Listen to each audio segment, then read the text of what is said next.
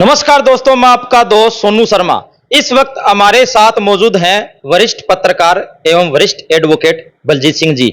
आइए हम इनसे बातचीत करते हैं और इसके साथ साथ हम इनसे जानेंगे ये लगातार बार बार मुख्यमंत्री हरियाणा के मुख्यमंत्री श्री मनोहर लाल खट्टर को बार बार ज्ञापन देते हैं, सोशल मीडिया के लिए आवाज उठाते हैं, कहते हैं कि सोशल मीडिया को भी कहीं ना कहीं हरियाणा में स्थान दिया जाए और बार बार सोशल मीडिया के लिए ये मुख्यमंत्री से मिलते हैं। जानते हैं आखिरकार इनकी क्या रणनीति है और आखिरकार ये हरियाणा के मुख्यमंत्री के पीछे बार बार क्यों पड़े हैं और सोशल मीडिया के लिए आखिरकार ये क्या करना चाहते हैं। हाँ जी, नमस्कार जी, आपका स्वागत है। नमस्कार, आपके सभी दर्शकों को मेरी प्यार भरी राम राम, सत श्री अकाल। ऐसा है सोनू जी, आज हम सब सोशल मीडिया की ताकत जानते हैं। सोशल मीडिया की ताकत को जानते हुए ही हमारे प्रधानमंत्री श्री नरेंद्र मोदी जी ने अपना यूट्यूब चैनल बनाया। मुख्यमंत्री जी खुद व्हाट्सएप के ग्रुप चलाते हैं। प्रधानमंत्री जी ने खुद बोला भी मेरे प्यारे यूट्यूबरों, और मैं भी एक यूट्यूबर हूं, खुद बोला। मैं तो कह रहा हूं कि सोशल मीडिया की ताकत को उन्होंने जाना। और आप देखना 2024 के चुनाव में प्रिंट और इलेक्ट्रॉनिक को इतनी वैल्यू नहीं दी जाएगी जितनी वैल्यू सोशल मीडिया को दी जाएगी। उसी को देखते हुए उन्होंने अपना चैनल बनाया है और लगातार यही मांग हम मुख्यमंत्री जी से कर रहे हैं। जैसे सेंटर की सरकार फेसबुक पेज को मान्यता दे रही है, यूट्यूब के जितने सोशल हैंडल्स हैं, चाहे ट्विटर है चाहे कुछ भी है, उन सबको मान्यता दे रही है, उसी तरह हरियाणा गवर्नमेंट भी उस पॉलिसी को अडॉप्ट करे, सोशल मीडिया को मान्यता दे, बकायदा हरियाणा के सोशल मीडिया के पत्रकारों को मान्यता दे, एक्रीडेशन दे। और जिस तरह से अखबार और टीवी को विज्ञापन दिया जाता है, यही मांग मैंने मुख्यमंत्री जी के आगे रखी कि उनको भी विज्ञापन दिया। राजस्थान में तो शुरू हो गया विज्ञापन देना, मध्य प्रदेश में उससे ज्यादा बढ़िया शुरू हो गया। मध्य प्रदेश के मुख्यमंत्री शिवराज चौहान ने हाउसिंग बोर्ड की जो फ्लैट प्रथा है उसमें मुख्य पत्रकारों को आरक्षण दिया। 150 गज के प्लाट लेने के लिए आवासीय सुविधा दी। 30 लाख रुपए मुख्यमंत्री ने ये कहा कि बिना ब्याज के आपको दे रहे हैं, आप मकान बनाइए और किस्तों में पैसे वापस कीजिए। बलजीत जी, आप बात तो कर रहे हो भी सोशल मीडिया को महत्व देने की। यहां पर हरियाणा में सोशल मीडिया के पत्रकारों को शासन प्रशासन तंग कर रहे हैं, लगातार प्रताड़ित किया जा रहा है। इसका खुद मैं भुक्तभोगी हूं। बिल्कुल, मैं आपकी बात से पूरी तरह सहमत हूं। जिस तरह से यूट्यूबर्स क्या के बार कर दिया जाता है, भी आप तो कुछ भी चला देते हो, कुछ भी कैसे चला देते हैं। सरकार मॉनिटरिंग कमेटी बनाए, पूरी जांच करे, हर चीज उनको वो वॉच कर रहे हैं। देखिए, हाँ, अगर कोई हमारा साथी कोई अफवाह फैलाता है, कोई गलत चलाता है, आप उसके खिलाफ एक्शन लीजिए। आप मीडिया आयोग बनाइए ना। अगर मीडिया से लोगों को कोई शिकायत है तो वो मीडिया आयोग में जाए। हमें कोई शिकायत है, हम भी वहां जाए। मैंने वहां मांग रखी कि पत्रकारों पर हमले को संज्ञेय अपराध घोषित करो।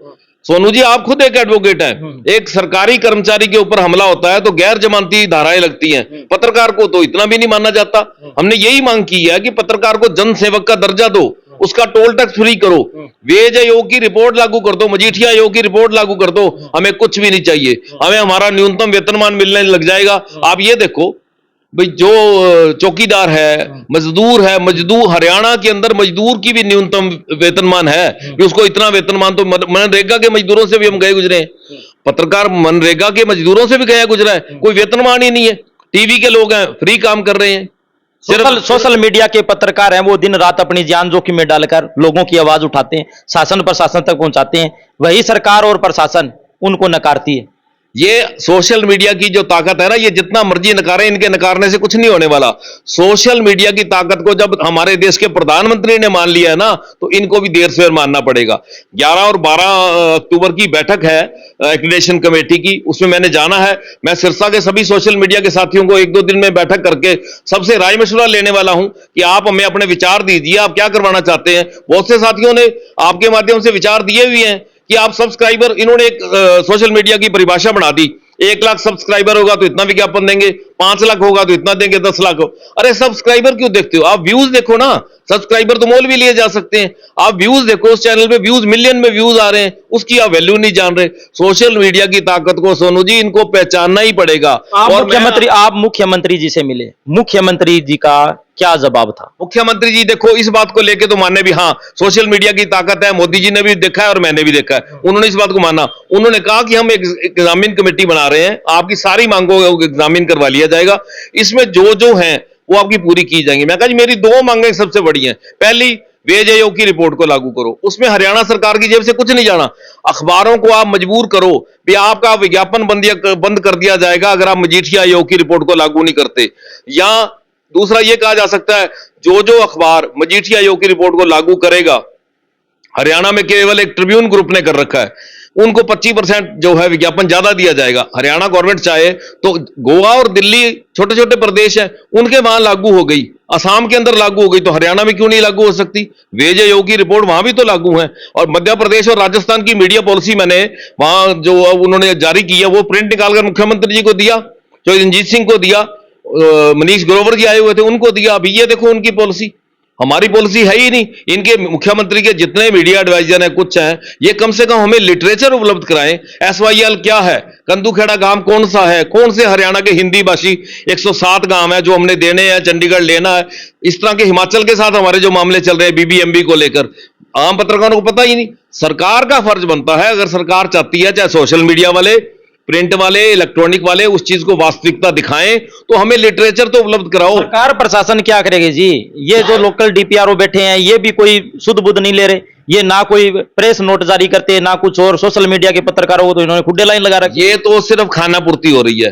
अगर हरियाणा सरकार का जो डीपीआर डिपार्टमेंट है वो इनको अच्छी तरह लिटरेचर उपलब्ध करवाए और वो हमारे तक पहुंचाए, तो इस चीज का एक पत्रकारों का तो बौद्धिक विकास होगा। और मैं एक और आपके माध्यम से मांग करनी चाहूंगा, मुख्यमंत्री जी अगले महीने प्रेस डे आ रहा है, आप पूरे प्रदेश में वर्कशॉप लगवाइए, हमारे पत्रकारों को ट्रेंड कीजिए। डिजिटल का जमाना है, डिजिटल की ट्रेनिंग दीजिए, खबर लिखने की ट्रेनिंग दीजिए। हमारी यूनिवर्सिटियों में बड़े बड़े विद्वान प्रोफेसर बैठे हैं जो अपनी प्रतिभा फ्री में देने को राजी हैं, शिक्षा देने को राजी हैं।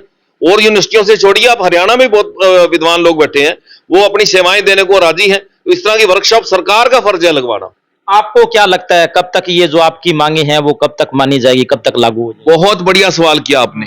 हम सिर्फ 2 महीने इंतजार करेंगे, ये प्रेस डे का इन्होंने कहा है, 2 महीने इंतजार करेंगे। उसके बाद हरियाणा के जितने पत्रकार संगठन हैं उनकी एक ज्वाइंट एक्शन कमेटी बनाएंगे और उसमें मैं मुख्य भूमिका निभाऊंगा सबको इकट्ठा करने में। चाहे हमारे मतभेद हैं पर मनभेद नहीं है, मैं सब साथियों को इकट्ठा करूंगा, जितने भी पत्रकार संगठनों के नेता हैं, और एक ज्वाइंट एक्शन कमेटी बनाकर सरकार को, पक्ष और विपक्ष दोनों को मजबूर कर देंगे कि अगला जो घोषणा पत्र आप चुनाव के लिए रखोगे, पत्रकारों के लिए आपको रखना पड़ेगा।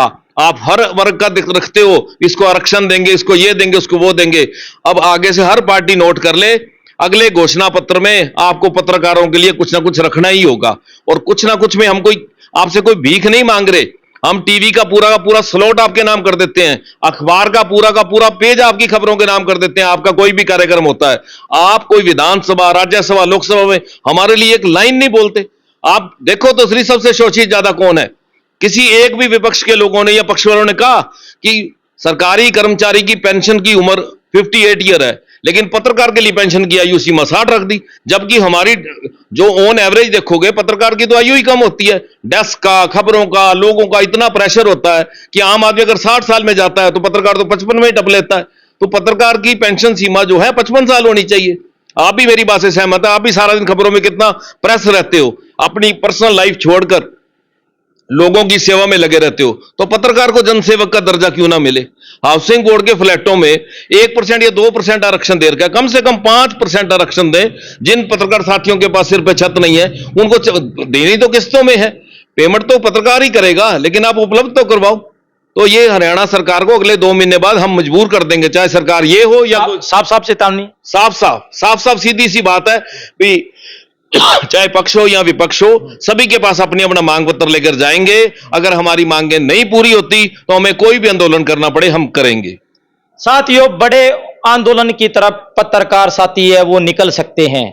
सरकार के साथ 2-2 हाथ भी करने की तैयारी पत्रकार साथी, जो सोशल मीडिया के पत्रकार साथी है, वो करने की तैयारी में है, क्योंकि पत्रकार साथियों को के साथ अन्याय हो रहा है और इसके साथ साथ उनको कोई भी लाभ नहीं दिया जा रहा। सभी साथियों से गुजारिश है इस वीडियो को ज्यादा से ज्यादा शेयर करें और इस वीडियो के बारे में आपकी क्या राय है कमेंट करके हमें जरूर बताएं। धन्यवाद, शुक्रिया, जय हिंद, जय भारत।